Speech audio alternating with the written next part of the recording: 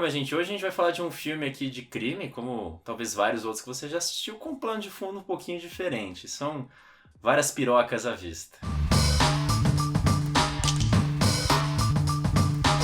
Pessoal, antes de começar o vídeo, eu gostaria de dizer que nós já teremos spoiler desde a sinopse. E um conselho aqui que eu daria pra vocês, assistam esse filme sem saber de nada, porque se vocês descobrem alguns pontos aqui da história, ela perde bastante a potência. Então, assim, assistam sem saber de nada, que eu tenho certeza que vocês terão uma experiência excelente de cinema. Sabendo disso, agora é por conta e risco de vocês. Sebastian Silva, um homem gay de meia idade, tem pensamentos suicidas, vício por ketamina e aspirações artísticas. Quando recebe a proposta de tocar um novo filme, morre por acidente em sua casa. Bom, Nathan, esse filme, ele chegou assim sem avisar nada e já se tornou um dos queridinhos da galera aí do cinema indie, que gosta aí de filmes um pouco diferentões. Esse filme tem conquistado muita gente, tem furado várias bolhas, eu acho que sim, vai ainda chegar em muitos lugares. Pois é, Éder, e assim, é um filme que, como eu falei ali na introduçãozinha, ele é bem explícito, né? E talvez, inclusive por isso que ele não fure mais bolhas ainda, né? Eu acho que ele já tá conseguindo conquistar aqui, é um feito, né? Frente aí a tanta nudez, sexo frontal, uso de drogas que acontece aqui ao longo do filme. Mas ainda que isso tudo exista no plano de fundo, a gente vai voltar a discutir a representação disso tudo, especialmente aí para filmes do cinema queer, do cinema LGBT. Eu acho que, em primeiro lugar, esse é um filme de crime, um filme de, talvez, ironias que a gente tem aqui na vida, né? Porque, como o Éder mesmo disse na sinopse, né? A gente tem esse personagem que de alguma forma parece estar fadado ali ao sofrimento, à melancolia, que não quer mais viver nesse mundo. É um personagem que gosta de ficar recluso dentro de casa, que já não liga mais se o próprio trabalho é destruído, e que os amigos dele, vendo ele nessa situação para tirar desse penhasco, recomendam mais vida, recomendam mais sexo, recomendam mais interação, que ele até tenta procurar, mas que aborrece ele ainda mais, que aí é quando ele quer morrer mais do que nunca, né? Só que aí nesse meio tempo, como o Eder disse, surge um projeto super interessante na vida dele, de uma pessoa que é cheia de vida, cheia ali de positividade, e aí dá um sopro de vida pra ele. Só que justamente nesse momento é quando acontece um acidente, quando ele parecia querer voltar a viver, que a vida é tirada dele. Então a gente já tem essa ironia logo nessa primeira virada aí psicosiana de matar o protagonista no meio do filme, que acho que é um pouco espelho dessa ironia do descontrole da vida que passa para todos os personagens, né? Se a gente tem justamente essa empregada doméstica que gostaria de ter uma vida completamente banal, de repente ela é jogada para uma trama policial, né? Esse personagem, esse influencer que entra ali na vida dele também, se ele queria fazer um filme próprio, de repente ele pode ali registrar nos stories dele uma espécie de filme policial ali de toda aquela situação. Então todos os personagens que a gente vê ali à volta do protagonista, para limpar a própria barra, para continuar seguindo com a própria vida, vai ali brincar com a morte desse amigo. E, enfim, eu queria ouvir o Éder um pouquinho a respeito desse contexto mais geral, antes da gente esmiuçar um pouquinho esses outros pontos. Bom, Nathan, eu tenho que admitir que esse filme ele criou um triplex na minha cabeça quando eu o assisti. Fiquei aí muito reticente, né, se eu tinha gostado ou não, né, do filme.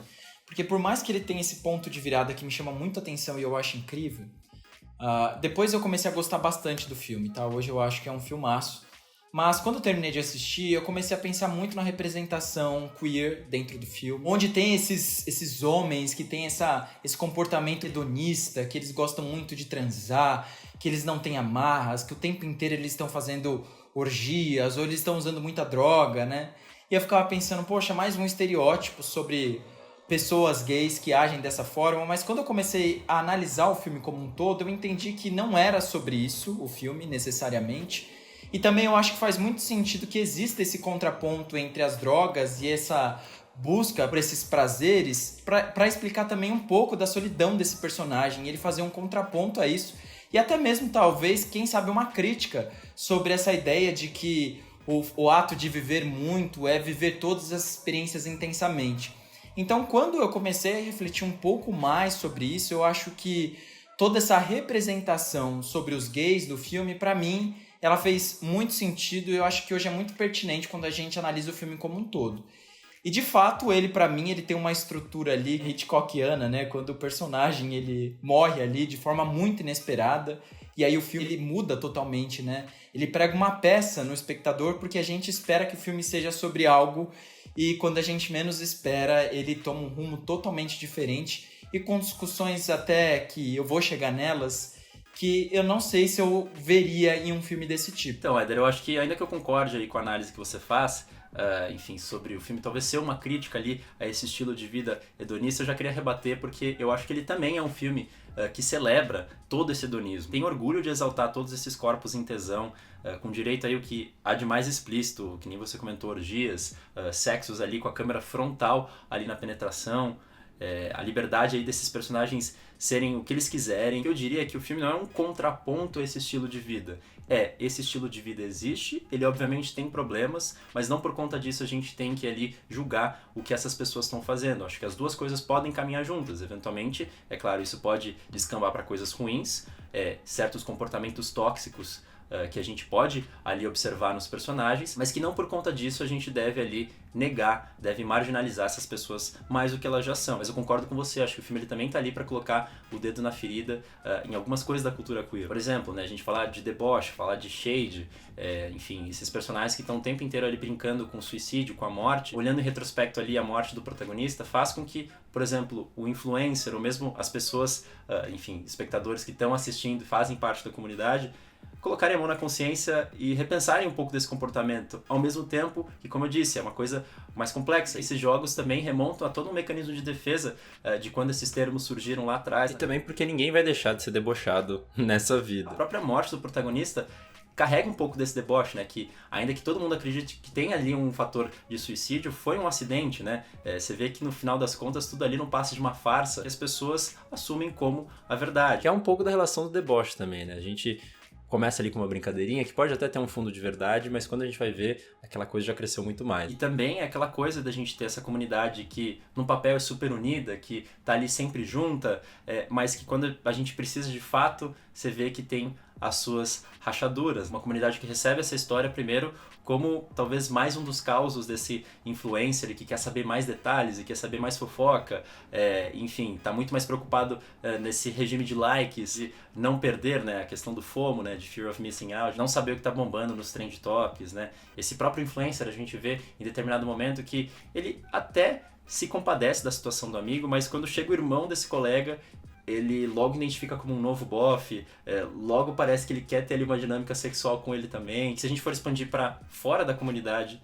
LGBTQIA+, você vê também que a polícia ali está muito mais preocupada com as drogas do que de fato encontrar as causas, né, da morte desse sujeito. A própria empregada que, apesar de ter ali uma motivação social de ela não querer acabar ali por trás das grades por uma coisa que ela não cometeu, de limpar a própria barra, né? Então você vê que todos esses personagens estão preocupados com tudo menos o morto, né? Que traz aí uma discussão bastante forte, né, no meio desse mundo de liberdades, de que a gente pode fazer tudo, da solidão gay. Talvez essas drama queens que a gente tem, né, dessas pessoas que sofrem exageradamente, a gente não devia encarar com tanto exagero assim, que existe um fundo de verdade, sério por trás disso, que a gente precisava ter mais atenção. Bom, Nathan, com relação a essa questão, né, do julgamento ou não, né, sobre pessoas que têm essa vida hedonista e se veem muito confortáveis e muito felizes em poder expressar a sua própria sexualidade e o que elas sentem, eu não vejo problema nenhum nisso. Mas ao mesmo tempo, né, em que um filme, né, uma obra audiovisual, ela é uma experiência coletiva, ela é uma experiência que discute o social, né, ela também é uma experiência que discute com o indivíduo que assiste. E eu, como um homem gay, né, tenho pensado muito sobre a minha relação, de como eu lido com as pessoas, né, e de como há, de fato, essa coisa muito forte, né, do hedonismo no universo LGBT, ainda mais nos aplicativos. Então acaba que é mais um filme que eu não me enxergo muito nele. E não porque está errado viver dessa forma, mas eu não me enxergo nele. Aí eu estava tendo uma reflexão com um amigo, né, sobre histórias que às vezes nos emocionam. E eu estava falando, né, será que eu estou errado às vezes de não gostar muito de histórias, né, de personagens LGBTs que muitas vezes vão para esse lado? Porque eu lembro que esse ano os filmes com que eu mais me identifiquei e que eu tive ali uma troca muito grande em que existiam ali um casal amoroso ou discutir sobre sexualidade eram de filmes heterossexuais, né? Então, obviamente que eu acho que o filme ele não tem como ideia fundamental discutir essa questão, mas está ali, faz parte da vida dos personagens, faz parte da história deles. Isso também conduz as atitudes, né, do que eles vão fazer ou do que eles não vão fazer.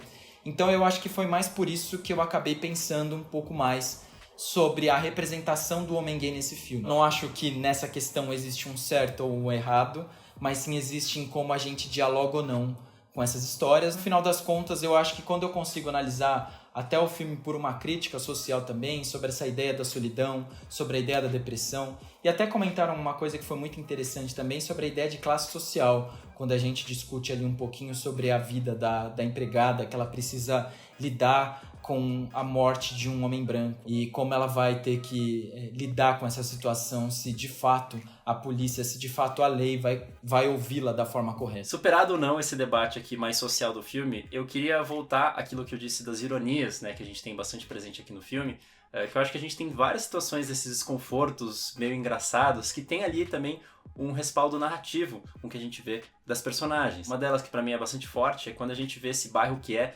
bastante barulhento, né? Que a gente tá sempre ouvindo uma construção de fundo, ou a gente vê os carros passando na rua.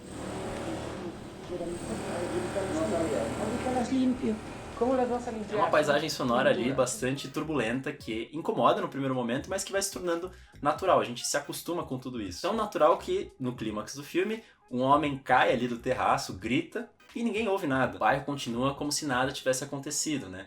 É um bairro que está ali preocupado com seus próprios problemas, desinteressado de novos para ter que lidar. É um detalhe que não chama muita atenção, mas como eu disse, né, agrega, né, para essa narrativa de um personagem que já não se via como alguém pertencente àquele mundo, que talvez se sumisse ninguém daria conta daquilo, e é o que de fato acontece. Eu acho que tem vários detalhes ali que vão contando um pouquinho da história dos personagens, que também não chamam atenção, e tem um que eu gosto bastante, que é a situação com o cachorro, né? A gente vê logo no começo do filme que ele gosta de comer, gosta de outros cachorros, de outras pessoas, e isso vai sendo reiterado ali ao longo do filme até a gente chegar numa cena ápice ali em que o influencer chega na casa do protagonista já morto, ainda não entendeu muito bem a gravidade da situação, convida ali alguns bofs com quem ele possa transar, e de repente encontra o celular do protagonista e para toda a situação porque entendeu que na verdade pode ser que tenha acontecido alguma coisa muito mais grave. E a gente tem o final da cena ali com o cachorro chupando o dildo, né, que os personagens usaram na cena, obviamente remetendo talvez uma chuca não muito bem feita, que é uma cena que o influencer olha e que talvez agregue, né, a essa sensação de falta de empatia que ele estava tendo, porque a partir desse momento ele vira a chavinha e começa a procurar o protagonista com muito mais intensidade. Então você vê que a cena, por si só, né, ele comendo a merda dos outros cachorros e depois ali no dildo por si só já é muito engraçado, mas ela tem um detalhezinho extra que vai afetar o comportamento de um dos personagens da trama. São essas situações que mais me comovem num filme de comédia. Acho que, obviamente, elas precisam ser engraçadas em primeiro lugar, mas que elas tenham ali um diálogo com um texto que está sendo trazido. Enfim, eu poderia citar inúmeras outras, como o fato ali do protagonista tá dando um tiro de ketamina no momento que ele tá super triste em cima do livro lá, que a capa diz The Trouble with Being Born, então o problema de nascer, enfim. Mas eu acho que a que eu mais gosto, que pra quem já assistiu a outros filmes com personagens LGBT, provavelmente você já deve ter visto aquela cena em que você tem a música da Bonnie Tyler tocando ali no fundo, Total Eclipse of the Heart, que a gente tem inúmeros exemplos em filmografias de todo mundo. Aqui no Brasil, recentemente a gente teve Deserto Particular, que a gente fez vídeo aqui, tá na cartelinha. Tem um curta chamado 15, que eu gosto bastante, que pega uma versão abrasileirada do Fábio Júnior. E na maior parte desses filmes, pelo menos todos que eu assisti, a música tá sempre num contexto de liberdade, num contexto de descoberta, num contexto de viver os prazeres.